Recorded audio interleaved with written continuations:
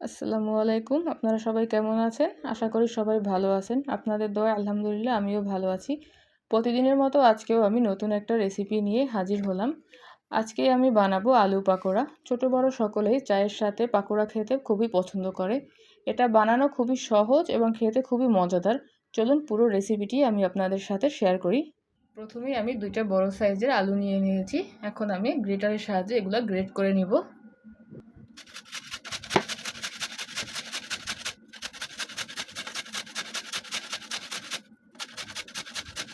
আমি গ্রেটার দিয়ে যে ভালো করে গ্রেট করে নিয়েছি। আপনারা চাইলে বটি দিয়ে কুচি কুচি করেও কেটে নিতে পারেন। এখন আমি এটা ভালো করে ওয়াশ করে নিব।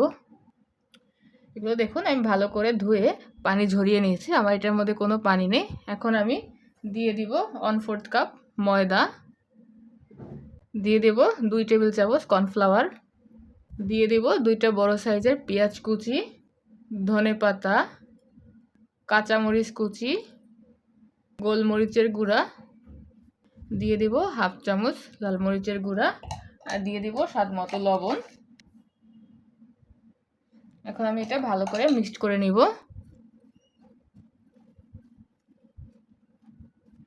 এই যে দেখুন আমি ভালো করে মেখে নিয়েছি। আমি কিন্তু এক্সট্রা কোনো পানি দেইনি। আলু থেকে যে পানিটা বের হয়েছে সেটা দিয়ে আমি মেখে নিয়েছি। এখন এগুলো ভেজে নিব। পাকোড়াগুলো ভেজে নেব। এই জন্য আগে থেকে চুলায় তেল গরম করতে দিয়েছি। এখন তেল গরম হয়ে গেছে। আমি এক এক করে সব পাকোড়াগুলো দিয়ে দিচ্ছি। আমি ছোট এবং পাতলা পাতলা করে সবগুলো দিয়ে দিব এক এক করে।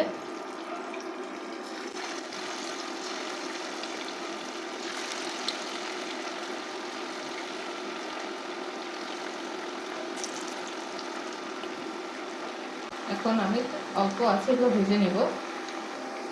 এখন এটা শক্ত হয়ে আছে। এখন আমি আস্তে আস্তে সবগুলো উল্টে দিব।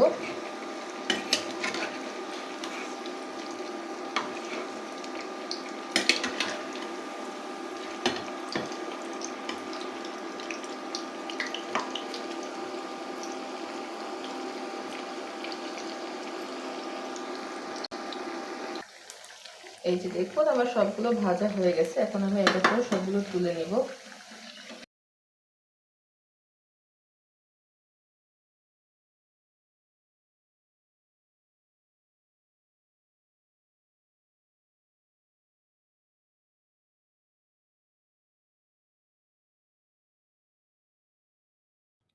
এই যে আমি সবগুলো ভেজে নিয়েছি। আমি সার্ভ করে নিয়েছি আমার মুচমুচে আলু পাকোড়া। দেখুন কালারটা কত সুন্দর হয়েছে এবং এটা অনেকটা ক্রিস্পি হয়েছে। যদি আপনাদের ভালো লাগে তাহলে অবশ্যই আপনারা আমার চ্যানেলটিকে সাবস্ক্রাইব করবেন, লাইক, কমেন্ট অ্যান্ড শেয়ার করবেন। আল্লাহ হাফেজ।